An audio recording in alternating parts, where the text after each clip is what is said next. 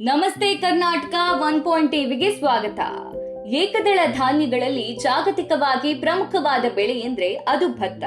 ಇದು ವಿಶ್ವದ ಅರ್ಧಕ್ಕಿಂತ ಹೆಚ್ಚು ಜನಸಂಖ್ಯೆಗೆ ಆಹಾರ ಬೆಳೆಯಾಗಿದೆ. ವಿಶೇಷವಾಗಿ ಭಾರತ, ಚೀನಾ ಹಾಗೂ ಇಂಡೋನೇಷ್ಯಾದಂತಹ ಏಷ್ಯಾದ ದೇಶಗಳಲ್ಲಿ ಇದೇ ಪ್ರಧಾನ ಆಹಾರ ಬೆಳೆ. ಹಾಗೆ ಜಾಗತಿಕ ಆಹಾರ ಭದ್ರತೆ ಹಾಗೂ ಕೃಷಿ ಆರ್ಥಿಕತೆಗಳಲ್ಲಿ ಭತ್ತದ ವ್ಯವಸಾಯವು ಮಹತ್ವದ ಪಾತ್ರವನ್ನ ವಹಿಸುತ್ತದೆ. ಇಷ್ಟೊಂದು ವಿಶೇಷತೆಯುಳ್ಳ ನಮ್ಮ ಪ್ರಮುಖ ಆಹಾರವಾದ ಅಕ್ಕಿಯ ಬಗ್ಗೆ ಹಾಗಾದ್ರೆ ತಿಳಿದುಕೊಳ್ಳೋಣ.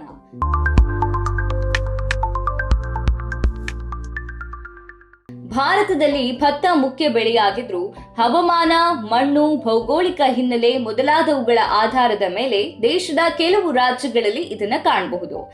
ಪ್ರಮುಖವಾಗಿ ವೆಸ್ಟ್ ಬೆಂಗಾಲ್, ಉತ್ತರ ಪ್ರದೇಶ, ಆಂಧ್ರ ಪ್ರದೇಶ, ಪಂಜಾಬ್, ತಮಿಳುನಾಡು, ಬಿಹಾರ್, ಛತ್ತೀಸ್ಗಢ, ಒಡಿಶಾ, ಅಸ್ಸಾಂ, ಕರ್ನಾಟಕ, ಕೇರಳದಲ್ಲಿ ಈ ಧಾನ್ಯ ಬೆಳೆಯಲಾಗುತ್ತದೆ.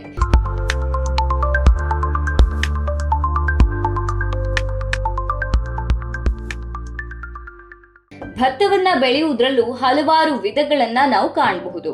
ಅವುಗಳೆಂದ್ರೆ ಸಾಂಪ್ರದಾಯಿಕ ನಾಟಿ ಪದ್ಧತಿ, ಶ್ರೀ ಪದ್ಧತಿ, ಒಣ ಬೇಸಾಯ ಪದ್ಧತಿ, ನೇರ ಬಿತ್ತನೆ ಪದ್ಧತಿ ಅಥವಾ ಚೆಲ್ಲಿಕೆ ಪದ್ಧತಿ, ಸಾವಯವ ಪದ್ಧತಿಯಲ್ಲಿ ಹನಿ ನೀರಾವರಿ.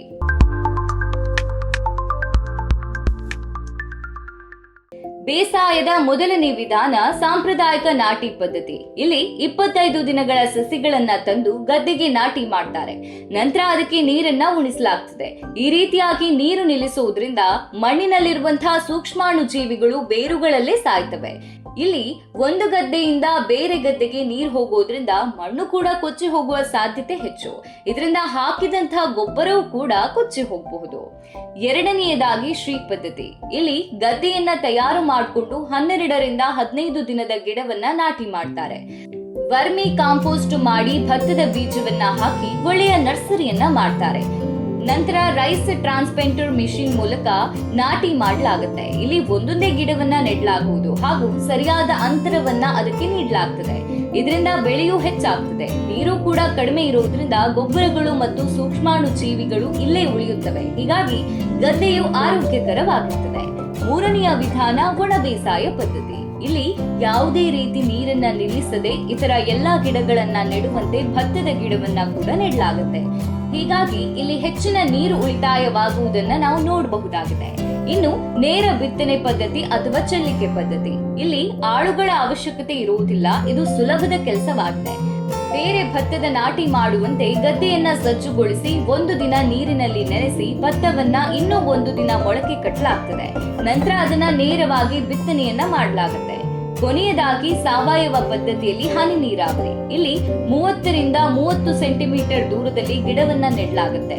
ಈ ಪದ್ಧತಿಯಲ್ಲಿ ಹನಿ ನೀರಾವರಿಯನ್ನ ಬಳಸುವುದರಿಂದ ನೀರಿನ ಮಿತವಾದ ಬಳಕೆಯ ಜೊತೆಗೆ ಕೆಲವು ರಾಸಾಯನಿಕ ಗೊಬ್ಬರವನ್ನ ಕೂಡ ಪೈಪ್ಗಳ ಮೂಲಕ ಎಲ್ಲಾ ಸಸಿಗಳಿಗೆ ನೀಡಲಾಗುತ್ತದೆ.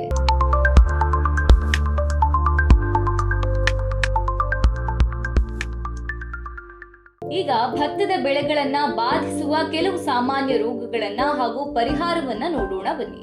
ಮುಖ್ಯವಾಗಿ ಭತ್ತದ ಬೆಳೆಗಳಿಗೆ ತಗಲುವ ರೋಗಗಳೆಂದ್ರೆ ಬ್ಲಾಸ್ಟ್, ಬ್ಯಾಕ್ಟೀರಿಯಾ ಎಲೆ ರೋಗ, ಪೊರೆ ರೋಗ, ಕಂದು ಚುಕ್ಕಿ, ಭತ್ತದ ಟ್ಯಾಂಗ್ರೋ ರೋಗ. ಮೊದಲನೆಯದು ಬ್ಲಾಸ್ಟ್. ಈ ರೋಗ ತಗುಲಿದ ಭತ್ತದ ಎಲೆಗಳ ಮಧ್ಯೆ ವಜ್ರಾಕಾರದ ಮತ್ತು ಬೂದು ಬಣ್ಣದಲ್ಲಿರುವ ಕಲೆಗಳು ಕಾಣ್ತವೆ. ಇದಕ್ಕೆ ಪರಿಹಾರ ಏನೆಂದ್ರೆ IR64 ಮತ್ತು HR12 ನಂತಹ ಔಷಧಿಯನ್ನ ಬಳಸಿ ಅತಿಯಾದ ಸಾರಜನಕವನ್ನ ತಪ್ಪಿಸಿ ಮತ್ತು ಸಮತೋಲಿತ ಗೊಬ್ಬರಗಳನ್ನ ಒದಗಿಸಲಾಗುತ್ತದೆ. ಇನ್ನು ಬ್ಯಾಕ್ಟೀರಿಯಾ ಎಲೆ ರೋಗ. ಇದು ಎಲೆ ಅಂಚುಗಳು ಹಳದಿಯಾಗುವುದು ಮತ್ತು ಒಣಗುವ ರೀತಿಯ ಗುಣಲಕ್ಷಣವನ್ನ ಹೊಂದಿದೆ. ಇದಕ್ಕಾಗಿ IR20 ಮತ್ತು TN1 ನಂತಹ ರೋಗ ನಿರೋಧಕ ಔಷಧಿಗಳನ್ನ ಬಳಸಲಾಗುತ್ತೆ. ಮೂರನೆಯದು ಪೊರೆ ರೋಗ. ಇಲ್ಲಿ ಪೊರೆಯ ಮೇಲೆ ನಿಯಮಿತ ಕಲೆಗಳು ಆಗ್ತವೆ. ನಂತರ ಸಂಪೂರ್ಣ ಎಲೆಗಳಿಗೆ ಅವು ಹರಡುತ್ತೆ. ಇದಕ್ಕೆ ಪರಿಹಾರ ಅಂದ್ರೆ ಸಸ್ಯಗಳಲ್ಲಿ ಸರಿಯಾದ ಅಂತರವನ್ನ ಕಾಪಾಡಿಕೊಳ್ಳುವುದು. ನಂತರ ಕಂದು ಚುಕ್ಕಿ ರೋಗ. ಇದರಲ್ಲಿ ಎಲೆಗಳ ಮೇಲೆ ಕಂದು ಅಥವಾ ಕಪ್ಪು ವೃತ್ತಾಕಾರದ ಕಲೆಗಳು ಕಾಣಿಸಿಕೊಳ್ತದೆ. ಇದರಿಂದ ಧಾನ್ಯಗಳ ಇಳುವರಿ ಕಡಿಮೆ ಆಗುತ್ತೆ. ಹೊಲಗಳಲ್ಲಿ ಒಳಚರಂಡಿಯನ್ನ ಸುಧಾರಿಸಿ ನಂತರ ಪೊಟ್ಯಾಷಿಯಂ ಭರಿತ ಗೊಬ್ಬರಗಳನ್ನ ಅನ್ವಯಿಸುವುದರಿಂದ ಈ ರೋಗವನ್ನ ತಡೆಗಟ್ಟಬಹುದಾಗಿದೆ. ಕೊನೆಯದಾಗಿ ಭತ್ತದ ಟ್ಯಾಂಗ್ರೋ ರೋಗ. ಇದರಲ್ಲಿ ಎಲೆಗಳು ಹಳದಿ ಕಿತ್ತಳೆ ಬಣ್ಣಕ್ಕೆ ಬದಲಾಗುತ್ತೆ. ಇದರಿಂದ ಬೆಳವಣಿಗೆಯೂ ಕುಂಠಿತವಾಗ್ತದೆ. ವಿಕ್ರಮಾರಿಯ ಎನ್ನುವ ರೋಗ ನಿರೋಧಕ ಔಷಧಿಯನ್ನ ಇದಕ್ಕೆ ಬಳಸುವುದರಿಂದ ಮತ್ತು ಸೋಂಕಿತ ಸಸ್ಯಗಳನ್ನ ನಾಶ ಮಾಡುವುದರಿಂದ ಈ ರೋಗವನ್ನ ತಡೆಗಟ್ಟಬಹುದು. ಹೀಗೆ ಭತ್ತಗಳಿಗೆ ಅಂಟುವ ವಿವಿಧ ರೀತಿಯ ರೋಗಗಳನ್ನ ಕೆಲವು ರೋಗನಾಶಕ ಹಾಗೂ ಅನುಕರಣೆಗಳ ಮೂಲಕ ನಿಯಂತ್ರಿಸಬಹುದಾಗಿದೆ.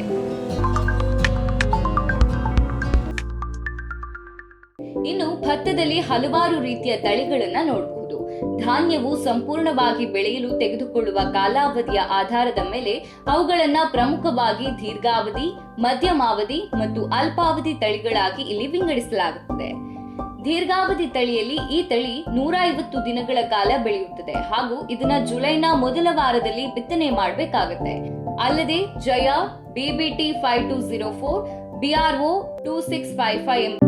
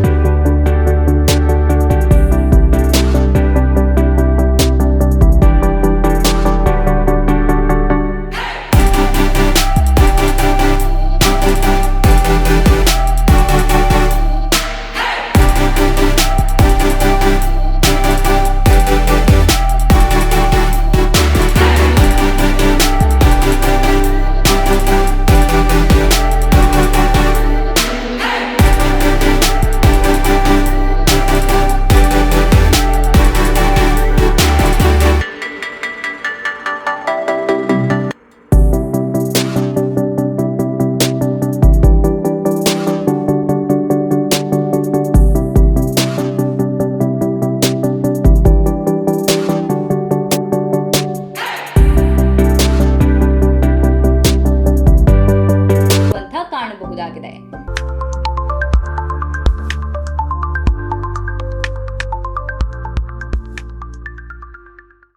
ಒಟ್ನಲ್ಲಿ ಹೇಳುವುದಾದ್ರೆ ಭತ್ತವು ಆಹಾರ ಭದ್ರತೆಗೆ ಅಗತ್ಯವಾಗಿದೆ. ದೇಶದ ದಕ್ಷಿಣ ಭಾಗವು ಅಧಿಕವಾಗಿ ಈ ಧಾನ್ಯದ ಮೇಲೆ ಅವಲಂಬಿತವಾಗಿದ್ದು, ದೇಶದಲ್ಲಿ ಗೋಧಿಯಷ್ಟೇ ಭತ್ತವು ಮುಖ್ಯ ಕೃಷಿ ಬೆಳೆಯಾಗಿದೆ.